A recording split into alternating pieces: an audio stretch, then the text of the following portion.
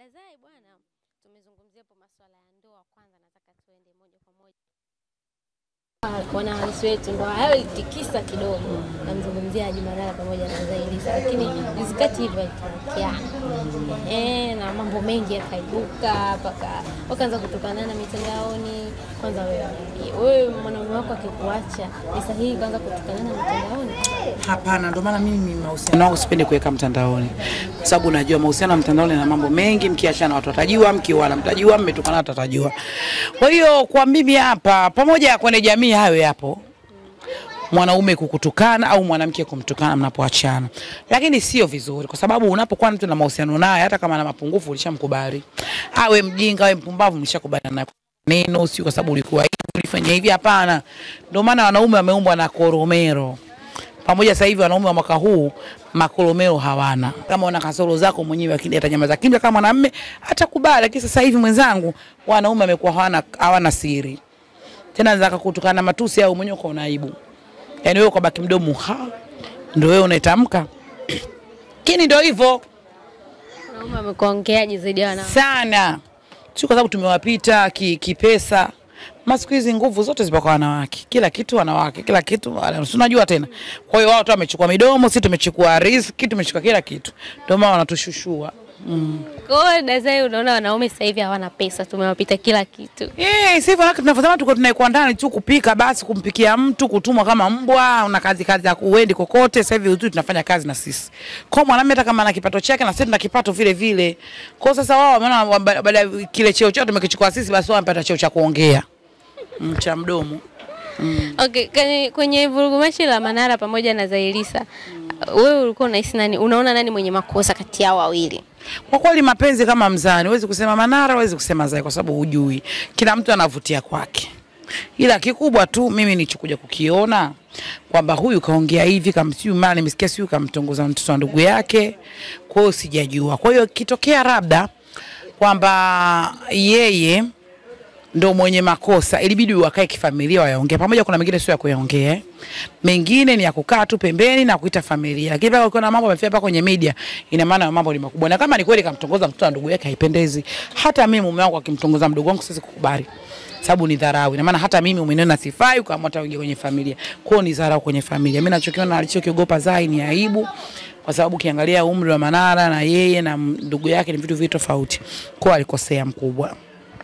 Haya, sasa tukiachana na ukoo alikogombana, sasa hivi kuna vurugumashi tena limetokea kwenye mitandao ya kijamii baada ya sauti za Manara kuvuja akiwa anamsema Alikiba kwamba hajui kuimba, lakini pia kumsema JSM, hivi shoti viongozi wake zimevuja katika mitandao ya kijamii. Kwanza kwa umri wa Manara na maneno anayoyaongea Dazai, hemu ongea chochote. Kwanza hakuna kitu kibaya kama kumsema mtu ambaye hajakusema. Sinaelewa. Mfano kama hapa nikae niseme Alikiba simpendi kanikera nini? Alikiba amenifanya kitu gani Kwa sababu unajua mseme mtu ambaye na wewe anakusema au anakufuatilia. Na ndio maana mara nyingi sana ukifanya kibaya Mungu anakuumbua kama ulivyosema. Kwa hiyo paka imefikia hatua akaumbuka kusikika kauli ya kumsema mtu. Mimi naomba kwamba jamani, kuna umri ukifika tujaribu kutubu na kuswali. Haya yote hatuna hofu ya Mungu. Ukiwa na hofu ya Mungu huwezi kufanya mambo kama hayo. Kwa sababu unapozidi, unajua umri unavyoenda juu na namba ndio inazidi kukolea uhai wa kufa. Kwa kuna vitu vingine utakuwa uviepuke. Mtu ajue kuimba sijui kuimba, hiyo ni mambo yake mwenyewe. Yaani haya usiani. Kwa mimi namshauri kakaangu, maana mimi ni kama kakaangu. Mimi yule ni kakaangu na ni mdau wangu sana, napenda kusikiza vipindi vyangu. Kwa hiyo kaka, mimi nachokuomba kama, kwa sababu sauti mimi sijaisikia, yeye anaisikia kwamba imevuja. Alikuwa anasema kwamba Alikiba hawezi kuperform, ajui, anabana pua. Kikubwa tu kaka, Alikiba anajua kuimba na Alikiba ile ni sauti yake. Kubana pua ni hivi. Hiyo ndio kubana pua.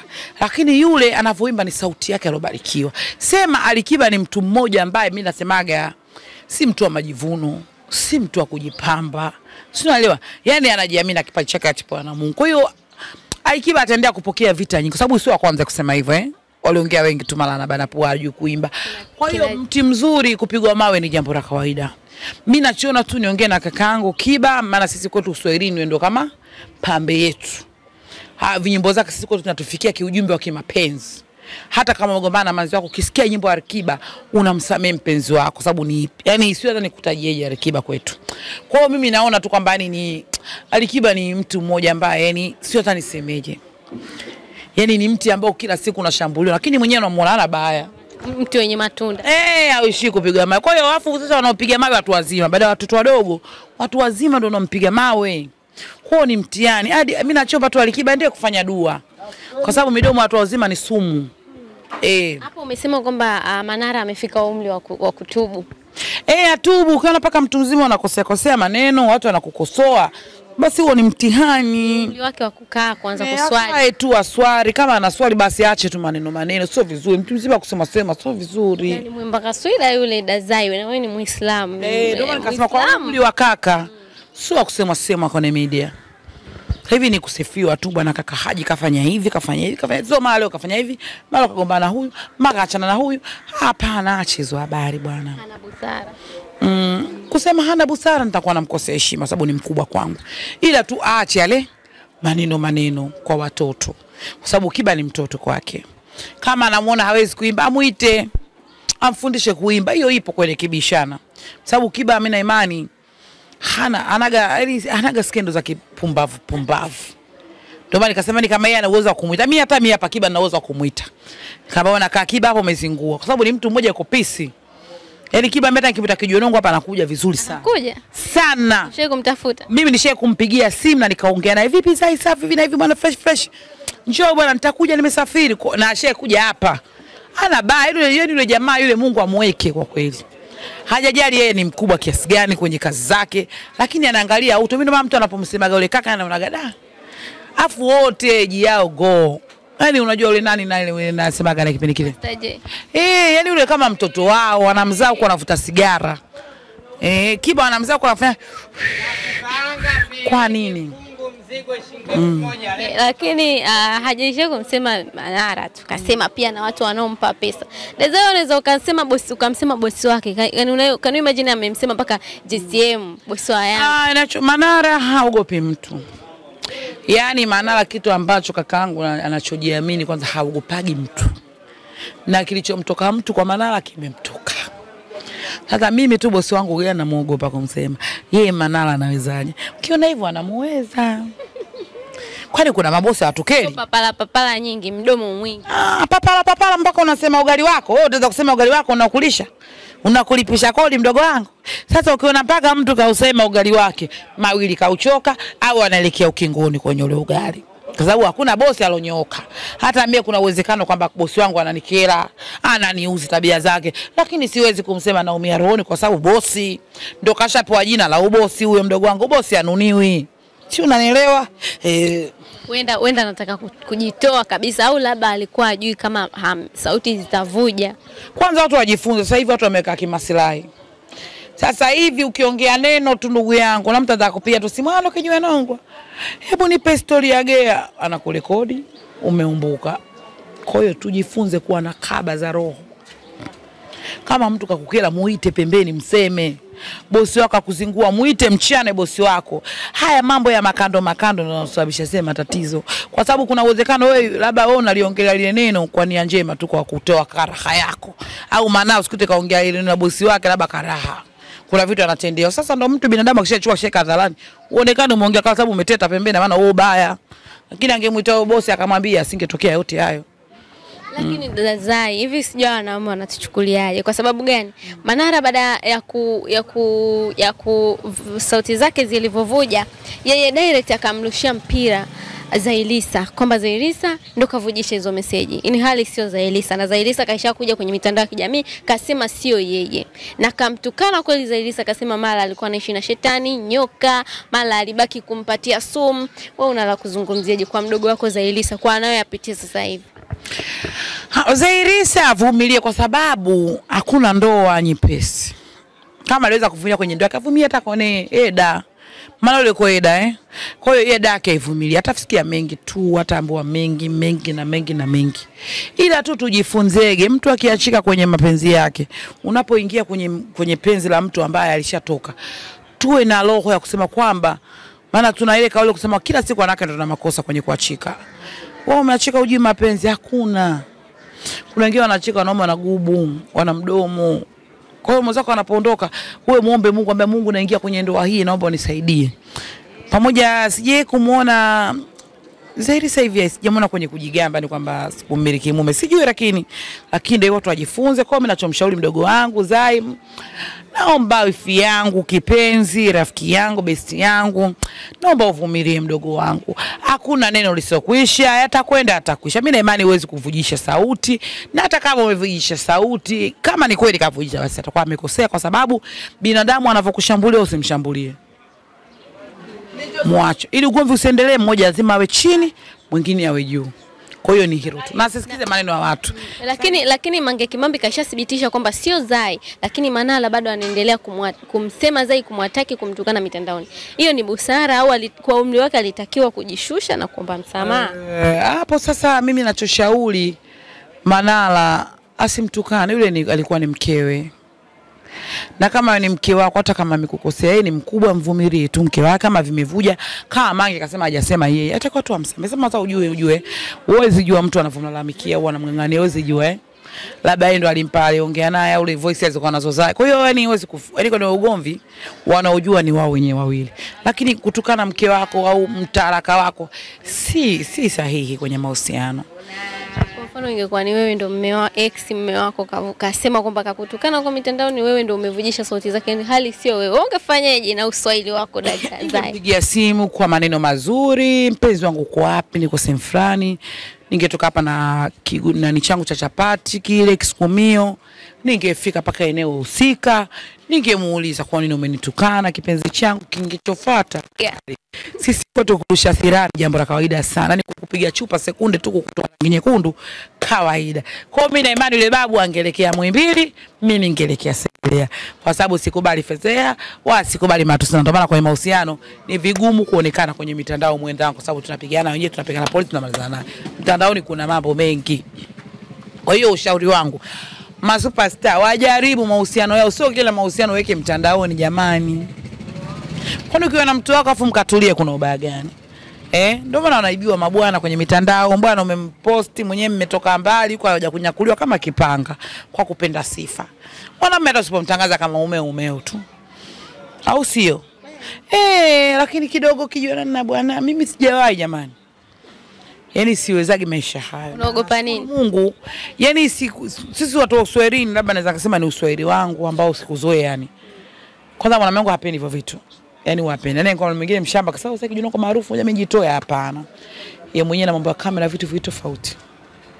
Yani havitaki. Anakuambia mke wangu ni hapana. Ni kama mimi nakupenda sio paka unishe mtandaoni. Afu ni mwanaume unajua Kuna nyambizi wengine wako vizuri mitandaoni. Mtu anamfuata anamchukua kirahisi, bwana anakukimbia hivi unamuona. Shida kwenda kukesha kwa waganga kila siku. Kumrudisha bwana wakati umetaka mwenyewe, maisha yao sina, nende kwa mengine tu kwa waganga kisa kwenda kumrudisha bwana aliochukuliwa kwa umbe yangu mwenyewe. Lakini wale wote walikuwa maarufu ndo maana. Sawa, hao sawa alikuwa maarufu. Sasa kama kwa nini natukana nani? Wao maarufu, kwa nini nasimalizia kimaarufu? Wao umeniacha sababu riziki kisha imeisha babangu au dada yangu mdogo wangu. Riziki inaposema no. Ndio maana unaishi na mwanamume wako miaka 7 au miaka 2, umeolewa ndoa mwezi mmoja wa pili umeachika. Mwanaume akishakuchoka au mwanamke akishakuchoka, mapenzi yarudi nyuma hata siku moja. Mimi nishashuhudia mtu anambia na mwanamume wake, nikikuona mke wangu kama paka sura yako. Nikamwambia shoga yangu ondoka, baba bila kwako ondoka, hapa hakuna ndoa. Mpaka mwanamume anakuona wewe paka, hapo tena hakuna ndoa. Kwa mapenzi yanakuisha. Kwa hiyo kinachotakiwa ni busara tu. Iwe mmefumaniana, iwe mmekutana message. Achana ni kizungu bwana, mimi na wewe basi ndio sisi wewe tunavyoachana. Yaani siku tunaachana maana wanaume zetu tunacheka, tunaenjoy. Yaani kesho nakutana mtu wako na mimi mtu wako tunagonga 4, mambo yanakwenda. Wewe kula pombe na mimi kula pombe, kula bia. Tunakula zetu bia, maisha endelea. Yaani kama tuje kutembea naye. Yaani mimi natafuta bwana mpya, naye natafuta mwanamke mpya. Tukikutana mpaka mtu aje kujua kama tuliishi miaka 7. Basi yaani sio hata nikwambieje. lazima mpendane. Nataka mmeachana mpendane, kuna siku mtaweza mkarudiana. Kuna kupasha vipolo vya bahati mbaya. Mshalewa mmekutana sehemu huko mnakumbushiana hizi zile za kuchukuchi za Dubai. Kwa hiyo msiachane kwa vita. Tutaja kudondoka tutashinda kuokotwa. Nchi ndogo hii. Watu wanasema kwamba Manara umri uliofikia inabidi aongee na watu vizuri, maana kaishazeeka, atakosa wa kumsaidia baadaye. Inategemea na umri wake, kwa sababu Manara mimi sijui ana umri gani. Mtu mzima? Mtu mzima Basi kama ni mtu mzima, kumrekebisha mtu mzima kauli yake au mdomo wake ni vitu vigumu, mdogo wangu. Tabia kama ngozi. Kwa atazekana, ndio maana kuna wazee wengine wakuta mtu mzima lakini ana mambo ya hovyo, ana mdomo mtu mzima. Kwa hiyo ile ni huruka yake, huwezi kumstopisha. Na hasa anapokerwa. Kwa sababu mimi namwona Manara ni mtu mmoja ambaye hapendi, yani akikerwa hawezi kuvumilia, lazima atoe nyongo yake. Yani hawezi kufanya nyongo akapata vidonda vya tumbo tumboni. Kwa anaitoa ile nyongo yake. Sasa anapoitoa ile nyongo mwenzangu ndo anapoitoa vibaya. Hapo ndo anapoonekana umri umeenda, lakini kwenye karaha hakuna umri. Dazai, nadhani umeshakutana na zile message za chatting za Zuchu. Comment ambazo alicomment kuhusiana na Wasafi kwamba hawampendi na bosi wao, kilichobaki kwake wanapenda pesa tu, masilahi. Na maana media nzima, makru nzima haimpendi, haimsupport. Wewe Dazai, unavyoona kweli Wasafi haimsupport? Ni kweli hampendi, kwani uongo? Kwani tufiche? Wasafi haimpendi. Hampendi ndio, mpaka mtu kaongea na maana yake hampendi. Wewe unavyoona sasa? Kwa mimi ninavyoona ndio hampendi. Mwenyewe uzuri kajitambua kwamba wale wanapenda tu mazingira yake ya kazi. Lakini kwa ushauri wangu mimi ninachoshauri, kama mdogo wangu kalijua hilo, afanye tu kazi. Tunaelewa sote watakupenda dunia. Na kikupenda mama yako mzazi inatosha. Kwa hiyo akipenda na mama na Bi Khadija Kopa, basi inatosha, pekine afanye kazi. Watu wanasema, yeye pia anasema kwamba sababu ya watu kumchukia ni Diamond, kuwa na mahusiano na Diamond. Sasa wanamtaka wewe na wao. Mapenzi na uwezi, nikwambia kitu kingine hapo unachokuja kukiona mimi. Kwa nini wamchukia akiwa na Diamond? Kuna mtu anamtaka Diamond au anamconvince Diamond au inakuaje, sijaelewa. Sasa kama ni mapenzi kuhusiana na mtu kumchukia, yeye anamuona Diamond ndio chanzo cha kugombana na watu na yeye anatamani watu wampende, basi achana na Diamond. Acha. Yaani kwa mfano wangu mimi, ila mimi ushauri wangu namwambia kila siku mdogo wangu kwenye media, usikubali kutupa tonge lako lenye samani maisha.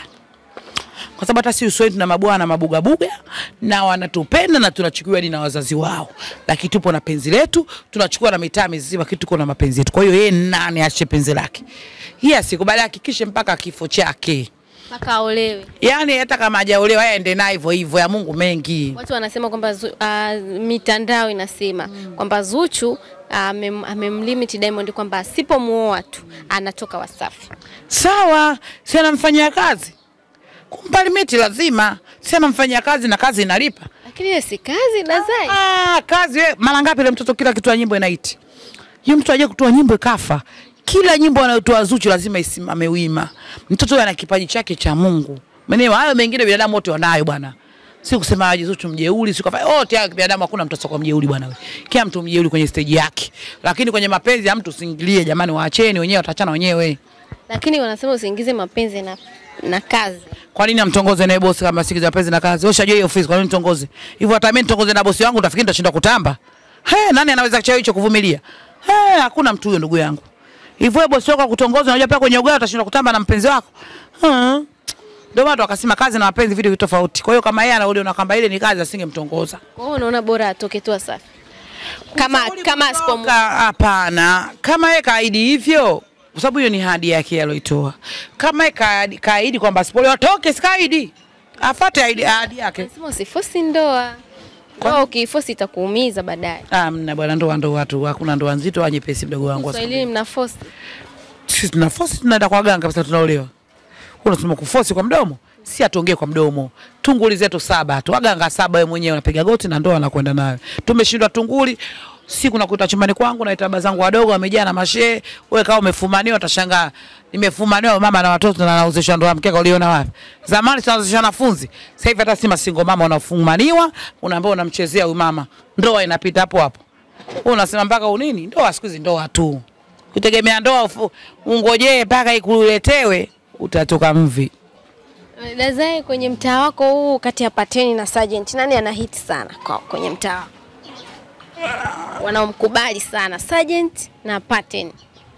Pateni si ndio nini polisi si? Na Zuchu. Yule sisi Pateni tunamkubali kwa mambo mengi. Kwanza kabisa yule mtoto mimi unaona Ibai Tungi alishia kuja kuimba. Kwao ni wavulana ambao tunawakubali, na ule mwingine naye kwa kweli pamoja historia yake nilivyoisikiliza yule mwingine amenikila. Kwa sababu watu kila siku wanaambia waamini kwamba kila mja anayezaliwa kutoka kwenye tumbo la mwanamke ajue ana riziki yake. Hata kama riziki haijatokea hapa, tuishi kwa upendo, tuishi kwa kupendana. Yaani kama mimi Kijononga nimeamua kumshika mwenzangu mkono, usije ukamwachia, ujui unemwachia anaweza kaja kokotwa na mtu ambaye wewe hata hujategemea. Kwa hiyo ni watu wajifunze kupitia huyo mtoto. Leo amekuja kuita, amekuwa kama vile nyota imeng'aa. Maana si kuusoi kwetu maboda boda, nyimbo ndo hiyo. Polisi nilegeze kamba, siji ukienda wapi polisi nilegeze kamba, watu vyumbani polisi nilegeze kamba. Mama imekuwa kama vile sio kitu gani. Lakini hiyo yote kutokana na nini? Mazingira ya mtu, riziki yake. Yule sana naibu black. Kila nashauri wasipake black. Vile unajua wametoka sio Vingunguti, Kijwe Nongwa, maana Vingunguti ndio wasanii wetu hapa kama black. Ndio kwamba nimeshaona huku. Kwa wasanii wanaopaka black wote wanatokea Nongwa hao. Najua hata umezitu hapa kama super black. Sasa ule mpakaji anapaka masupa black, Mungu anamuona. Huwezi kumpaka mwenzako ile limechonga paka hapa kama mawani. Kwa hiyo wapunguze masupa black, ila wanaimba vizuri tu, na ule dogo apambane.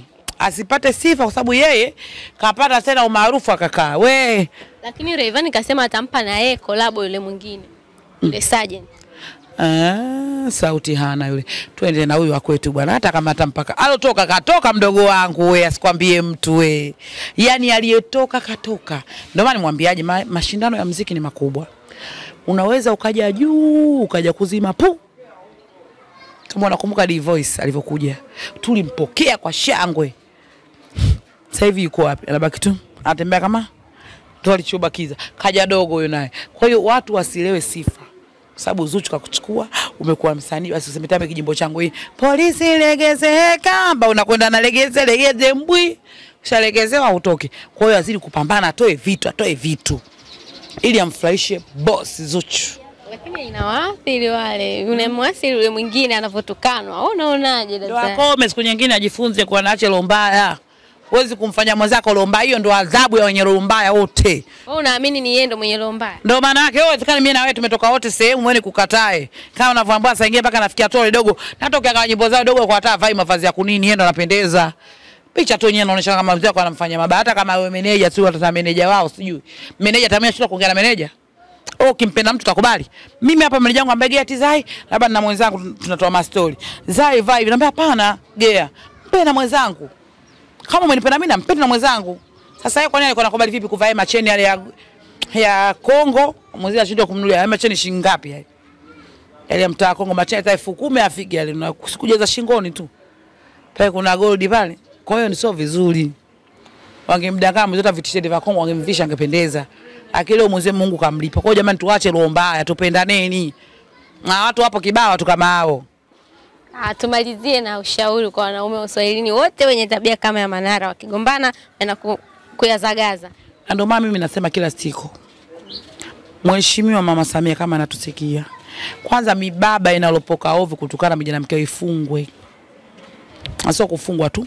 Yaani mibaba inalopoka ovyo, mibaba inayotekeza watoto, ipatikane kifungo cha sheria. Kwa sababu haya yote yanasababishwa na nini? Hawapati adhabu kali.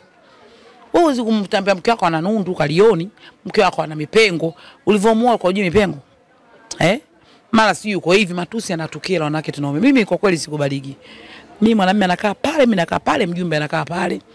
Mjumbe anaandika tu mitusi. Yaani mimi sikubali. Hata mama yake mzazi anasema natukana vile siogopo. Sababu anatukana mimi nyamaza kimya. Yaani katika maisha Uswahilini sisi hatuna habari hiyo. Yaani wewe kubali umenitukana, wewe nitakutukania kijiji chako chote hata kilichokufa. Mimi nafufua makaburi yote yaliokuwa kijijini kwenu yote na wale wote naeka pale uwanjani ili na wewe siku nyingine ujifunze. ndio kiboko ya wanaume. Kwa hiyo kwa ushauri wangu jamani, wanaume muache kutukana wanawake. Na wewe mwanamke kama umegombana na mwanamume wako msipende kutoleana siri. Hata kama alikuwa na kasoro zako nyamaza nayo. Kwani mkiachana kimya kuna ubaya gani? Tia mnaachana kwa amani, kwa upendo. Kwa hiyo ndio ushauri wangu. Tuachaneni kwa upendo, kwa amani. Vita sio nzuri, watu wanauana, wanachomana visu kwa sababu ya mapenzi. Kwa hiyo tuachane kwa amani ili tuishi kwa amani. Ndio hilo. Okay, mtazamaji wa Galaxy Media, tumemaliza na dada Zai hapa Kijiwe Nongwa. Tumepata habari za Uswahilini, lakini pia kawashauri mastaa wetu hao wanaendelea kugombana huko kwenye mitandao ya kijamii. Niite Jojo TZ, tukutane baadaye, utakuwa umetisha zaidi. Bye.